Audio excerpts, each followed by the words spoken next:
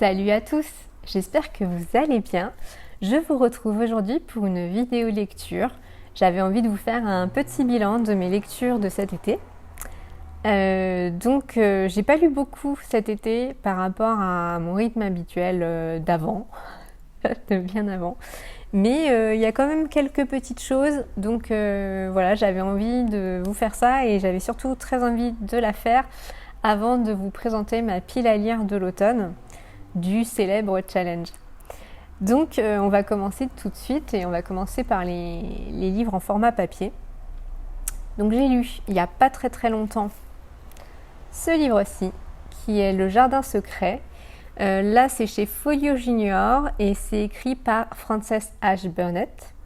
Donc je ne sais pas si tu connais cette histoire, elle est redevenue très à la mode ces derniers temps, parce qu'une bande dessinée est sortie.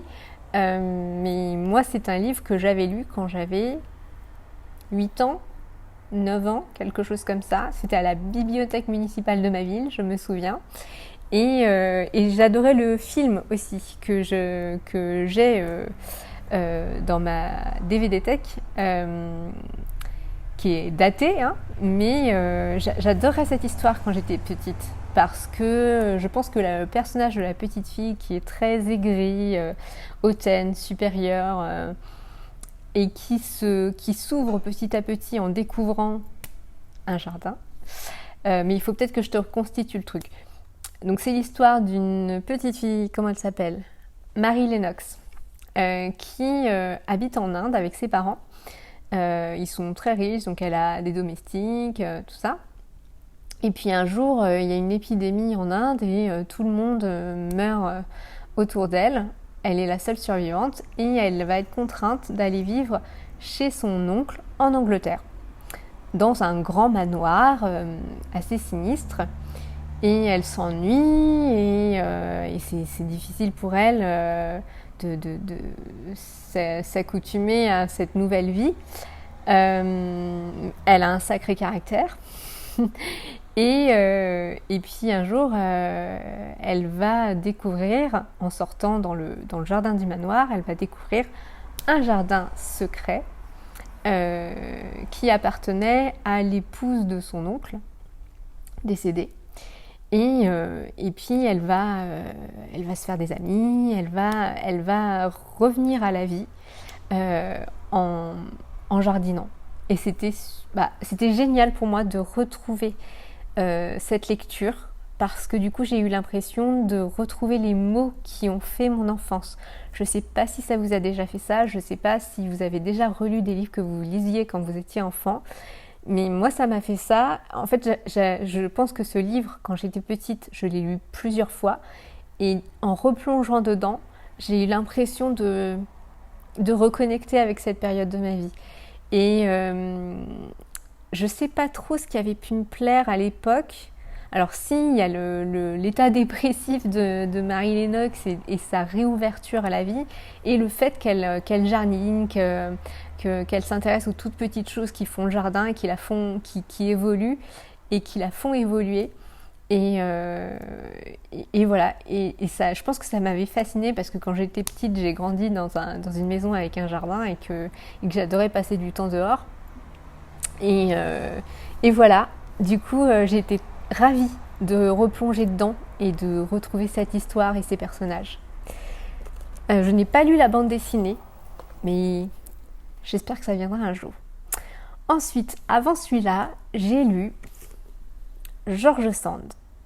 J'ai lu Indiana. En fait, pendant ma semaine de vacances, la deuxième, on est parti à Limoges, et puis sur le chemin du retour, on s'est arrêté à Nohant et on a été visiter la maison de George Sand. Et ça a été un moment absolument génial. On a vu sa tombe, qui n'est pas le truc le plus génial, mais de plonger dans son univers, dans sa maison, dans son berry, dans ce personnage, ça m'a donné envie de relire du George Sand, parce que moi j'avais lu, pareil petite et puis après adolescente, j'avais lu La Mare au diable, La Petite Fadette et sa correspondance avec Musset. J'avais eu le film aussi avec Binoche et Magimel, je crois. Et pendant la visite de la maison, la guide a parlé d'Indiana. Elle a dit que c'était son livre préféré, qu'il était très marquant dans sa position féministe. Ok, donc j'ai eu très envie de le lire, parce que ce sont des questions qui me plaisent. Et j'ai pas été déçue. C'était top. Indiana est une femme magnifique, jeune, un peu fragile, hein, moi j'ai trouvé des fois. Et elle est mariée à un monsieur absolument odieux, un vieux pas gentil. Et elle a sa domestique qui la suit depuis toujours, qui s'appelle Nanou, non pas Nanou, Noun, quelque chose comme ça. Elle a un amant, et puis voilà, on va la suivre, on va suivre Noun, on va suivre, comment dire, leur relation. Voilà. Et effectivement, du coup, j'ai trouvé ça super intéressant. C'est le premier roman de George Sand. Je sais plus combien elle en a écrit, mais la guide nous avait dit c'était énorme. Et ce qui est terrible, c'est que sur son épitaphe, il y a écrit sans profession. Truc de dingue. C'est-à-dire qu'elle est morte et on ne lui a jamais reconnu le fait qu'elle avait été écrivain, parce que ça ne se faisait pas pour une femme d'avoir un travail. Bref, j'ai beaucoup apprécié cette lecture, j'ai beaucoup apprécié l'écriture de George Sand. Je sais que certains la trouvent laborieuse, mais moi, j'ai pas trouvé en fait que c'était pas accessible. Non, et j'ai trouvé ça très agréable et je l'ai lu, ça s'est lu tout seul. Voilà. Donc je vous le recommande. Si vous n'avez pas encore lu George Sand et que vous avez envie, Indiana, c'est pas mal du tout. Je pense que je lirai aussi Histoire d'une vie, qui est son autobiographie. Et parce que j'ai vraiment envie de plonger dans le quotidien de George Sand même, plus que dans sa fiction en fait. Ouais, dans sa vie. Parce que, alors, en plus, moi je suis fascinée. Elle vouait un amour à la terre, à la campagne. Elle écrivait, elle avait des correspondances avec le monsieur qui vend des arbres, avec les agriculteurs, avec son pépiniériste. Voilà, et elle était passionnée aussi par le jardin, par la botanique, et voilà, moi ça me parle. La dame qui pareil, avait un sacré caractère, qui alors oui, il y a le côté je m'habille en homme pour, mais au-delà de son statut d'écrivain et de féministe engagée, il y a aussi toute sa petite vie de matrone à la campagne que je trouve top, quoi. Voilà. Donc Indiana. Oui, donc ça, là c'est pareil, c'est un folio classique. Ensuite, avant celui-là, en fait je vous l'ai fait dans l'ordre antéchronologique. Non, pas chronologique, quoi, bref. J'ai lu Aeternia de Gabriel Katz. Ça fait très très très longtemps que j'en entends parler de Gabriel Katz par Steph de Pikiti Bookin et aussi par Margot Liseuse, et j'avais eu très envie de le lire et j'ai pas regretté. Alors ça, c'était vraiment trop trop bon. L'écriture de Gabriel Katz, c'est un régal. C'est de la fantaisie. C'est l'histoire d'un gladiateur qui a pris sa retraite. Il a des fils et en fait il va croiser sur son chemin une espèce de communauté religieuse, un culte magique un peu bizarre. Et à la base, il veut plus combattre. Et en fait, bien sûr, il va être obligé. Donc voilà, c'était génial, c'était passionnant et vraiment l'écriture, que vous dire, je l'ai pas lâché, je ne l'ai pas lâché. Donc là j'ai le tome 2 qui m'attend, mais je vous en parlerai tout de suite. Je vous en parlerai dans la prochaine vidéo. Je me fais une joie de replonger dans ce style et dans cet univers. Je relis pour voir si je vous ai pas trop dit de bêtises, mais non, c'est bien ça. Voilà, il va arriver dans une ville où on adore une déesse et en fait il y a des batailles qui se livrent. Alors ensuite, je vais passer au numérique. J'ai lu. Est-ce que... Ah oui. Du coup, c'est pas chargé. Alors, j'ai lu d'abord en numérique un livre qui s'appelle Ami, l'enfant des étoiles, qui est un livre de spiritualité, mais pour les enfants, jeunesse. Et c'est écrit, je vais vous dire ça, par Enrique... Attendez, il charge. Hein, ça va venir.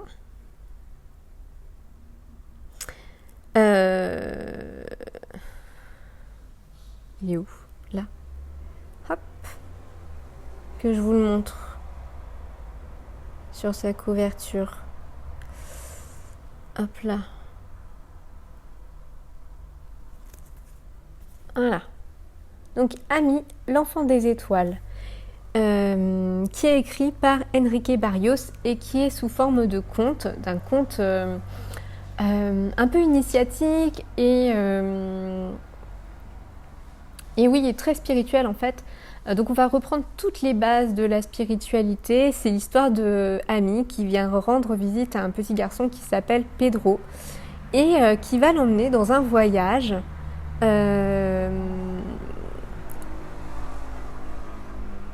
Qui va l'emmener dans un voyage et dans ce voyage, Pedro va découvrir l'univers d'Ami et Ami va lui montrer tout ce qui existe sur Terre et tout ce qui est possible et pas possible. Enfin, je l'explique pas bien là, mais voilà. Dites-vous que ça reprend les bases de la spiritualité et que c'est expliqué aux enfants. C'était super bien. C'était super bien et il y a 2 autres tomes et j'ai hâte de les lire parce que comme dans tout et surtout en spiritualité, il y a des choses qui résonnent en soi et des choses qui ne résonnent pas. Là forcément il y avait des choses qui ne résonnaient pas, mais je trouve que dans ce qui est véhiculé, par exemple Ami dit que de là d'où il vient, c'est un extraterrestre donc, il n'y a pas de pouvoir, il n'y a pas d'argent et l'abondance et la place, elle est inhérente à la personne. En fait, dès qu'on est, on a sa place et on a accès à l'abondance. Et il n'y a pas de... vous n'allez pas voler ce qu'il y a aux autres parce que vous n'en avez pas le besoin en fait. Et vous êtes dans ce respect de je ne vais pas prendre quelque chose dont je n'ai pas l'utilité. Et en fait, comme chacun a ses besoins qui sont satisfaits, il n'y a pas cette notion de manque et du coup de lutte pour survivre. En fait, ils n'ont pas besoin de lutter. Ils sont dans la vie et dans le... dans la satisfaction et dans le... Comment dire? Le plaisir qu'on a à utiliser ce dont on a besoin. Donc j'ai trouvé ça génial parce que c'est l'une de mes réflexions sur la vie, sur le monde et sur le fonctionnement du monde, de se dire mais en fait pourquoi on lutte comme ça? Pourquoi on cherche absolument à s'écraser les uns les autres, à tirer son épingle du jeu? Et en fait si on n'avait pas besoin, si notre épingle du jeu elle était déjà reconnue de base, tout de suite, que chacun venait apporter au monde ce qu'il a de meilleur parce que ça lui fait plaisir en fait de faire ça. et ben il y aurait peut-être moins cette compétitivité, peut-être. Après, bon, Caroline vit dans un monde des bisounours. Voilà. Et donc c'était très intéressant. Effectivement, c'est très accessible à tout le monde, c'est très court, ça se lit très vite. Et j'ai hâte de lire les 2 autres tomes. Et ensuite, en numérique, j'ai lu aussi un livre de développement personnel, à mon avis, plus que de spiritualité. Je sais pas. Si, un peu quand même. Hein. Mais voilà, c'est vraiment pas spiritualité New Age. C'est spiritualité réelle, matérielle. Donc c'est Un homme debout de Franck Lobvé. J'avais entendu parler de Franck Lobvé sur la chaîne de Héloïse Monchablon et j'avais vu le documentaire Tistria dans lequel il intervient et j'aime beaucoup ce monsieur. C'est un monsieur qui ne mâche pas ses mots, qui va droit au but et qui surtout ne surjoue pas, ne joue pas tout court. Il joue pas de rôle en fait, parce qu'il s'en fout de jouer un rôle, parce que ça l'intéresse pas de plaire ou de pas plaire, il s'en tape en fait. C'est-à-dire que si ce qu'il dit, si ce qu'il est, ça résonne chez vous, tant mieux. Si ça n'est pas le cas, c'est pas son problème. Et ça, je trouve ça extraordinaire. Et il y a une espèce du coup d'authenticité et de vérité dans ce qu'il est, plus que et même dans ce qu'il dit, mais du coup dans ce qu'il est. C'est-à-dire que il passe pas par 4 chemins.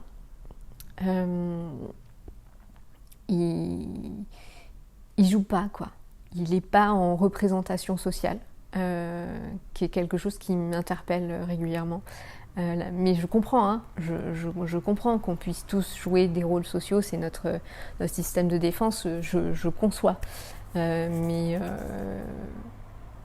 voilà, ça m'interpelle. Et il n'y a pas ça chez Franck Lobvé, et il y a une espèce de vérité brute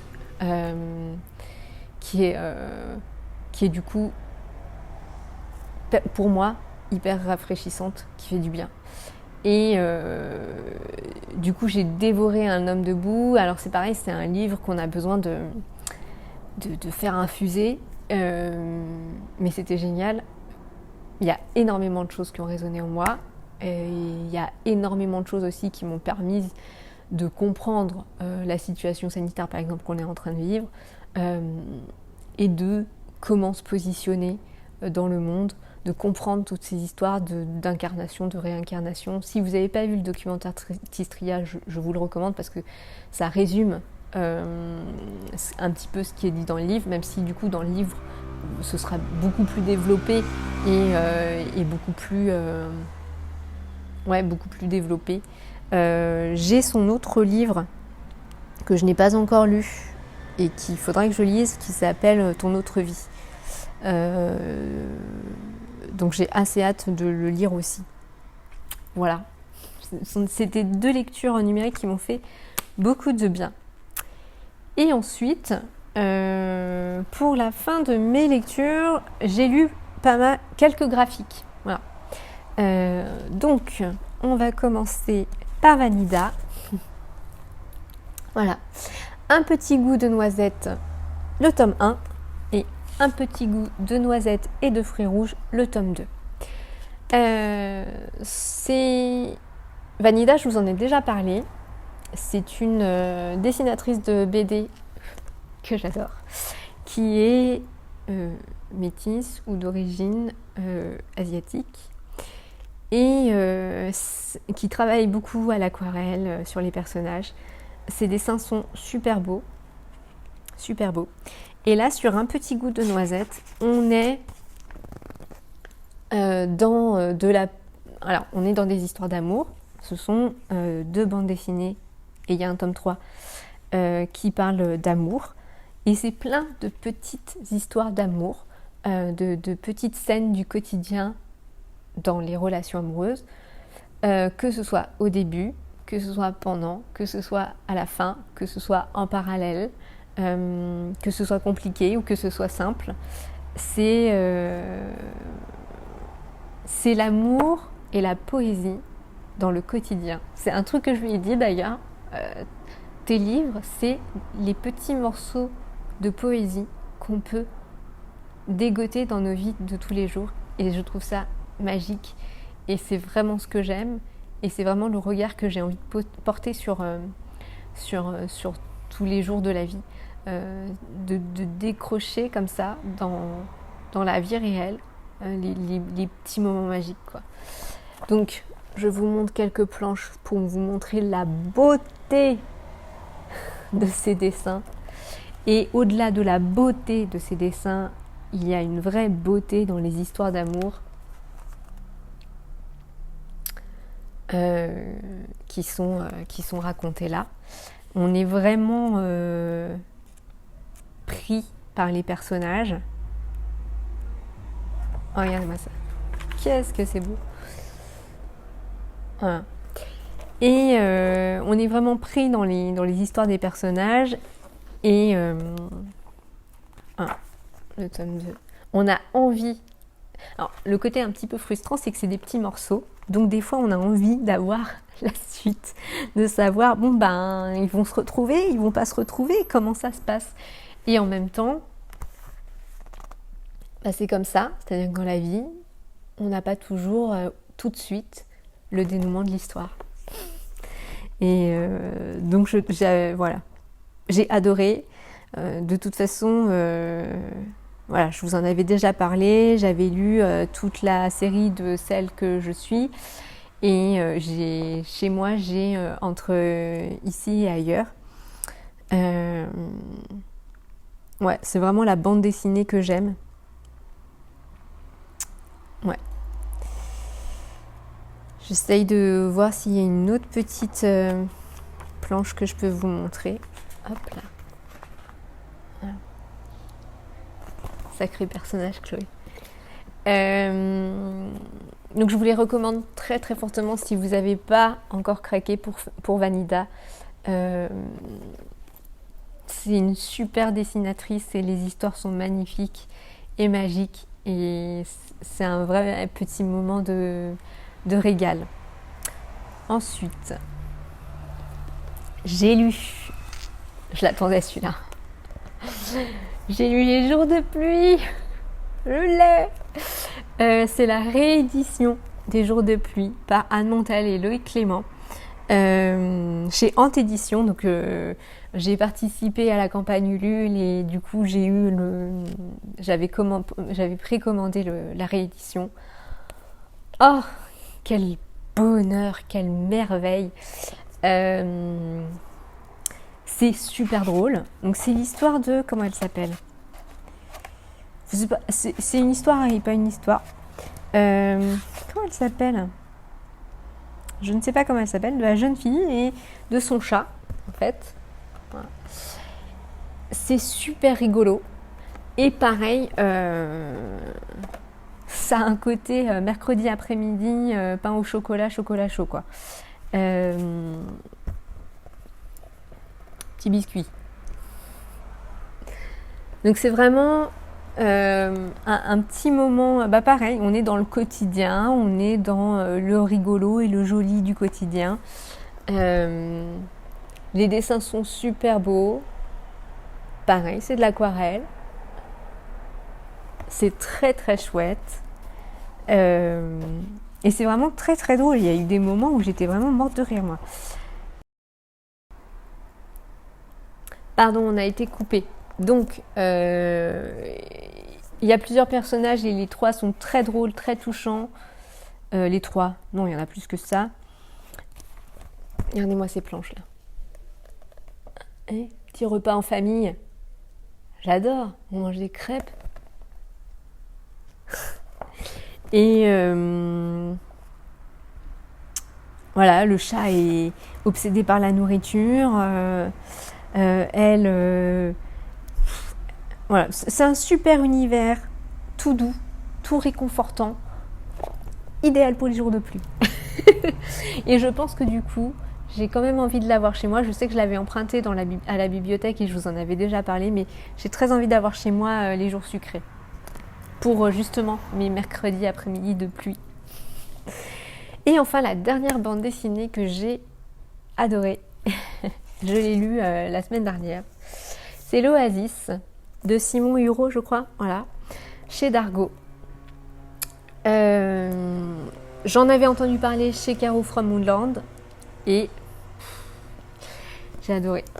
J'ai adoré. C'est l'histoire de Simon, du coup, je crois, qui va s'installer dans une nouvelle maison, qui est passionné par la biodiversité et qui va aménager son jardin, qui va et plus que son jardin, son terrain. Et il va vous donner plein d'astuces pour remettre de la vie sur votre terrain. Voilà, plein de petites astuces. On va avoir aussi du coup, tout ce qui est plantes, mais aussi tout ce qui est insectes, tout ce qui est petits animaux. Voilà, première planche. On est aussi sur un travail à l'aquarelle. Voilà, je vais vous montrer. Donc on va avoir tout ce qui est petits insectes. Et on va avoir aussi tout ce qui est plantes. Il va vous expliquer comment il a récupéré tel truc, parce que il récupère énormément de choses. Les pierres, il dit qu'à la déchetterie, il va trouver beaucoup de choses, même des plants. Des fois, il va glaner en forêt, il va glaner dans les lieux naturels. Il va récupérer plein de petites pousses de trucs qui, lui, vont lui servir à faire des buissons, des haies naturelles. Et pas contrôlé par l'homme en fait. Donc c'était absolument fascinant, c'était adorable. C'est vraiment les personnages que j'aime, c'est-à-dire des personnages qu'on peut rencontrer tous les jours et qui sont simples et qui mènent une vie simple et avec de vraies valeurs derrière. Et c'est vraiment comment dire, le dessin de vie que j'apprécie, les choses toutes simples, toutes bêtes, des crêpes au Nutella, je sais pas comment vous expliquer, mais le petit goûter chez mamie, les petites choses du quotidien qui sont vraiment très simples et très authentiques. Voilà. Et c'est tout pour ma lecture d'été. Vous voyez, on a terminé. La prochaine vidéo donc sera ma pile à lire du Pumpkin Autumn Challenge. Je vous la ferai la semaine prochaine. Et j'espère que cette vidéo vous aura plu. Dites-moi en commentaire, vous, ce que vous avez lu cet été. Ça m'intéresse. J'ai déjà repéré des livres pour l'été prochain. C'est pas bien, hein, faut pas faire ça. J'ai déjà beaucoup de choses à lire, il faudrait que j'arrête de faire ça. Mais ouais, si, quand même, il y a des trucs que j'ai envie de lire, comme Et leurs enfants après eux, j'ai très envie de le lire, mais j'ai l'impression que ce sera mieux si je le lis en été. Voilà. J'aimerais lire aussi Les Délices de Tokyo. Alors ça, je pense pas que ce soit saisonnier, mais j'ai très envie de le lire aussi. Voilà, dites-moi ce que vous avez lu et puis je vous embrasse fort et n'hésitez pas à venir me suivre sur Instagram ou d'aller jeter un œil sur mon site internet si ça vous dit. Je vous embrasse fort et je vous dis à bientôt.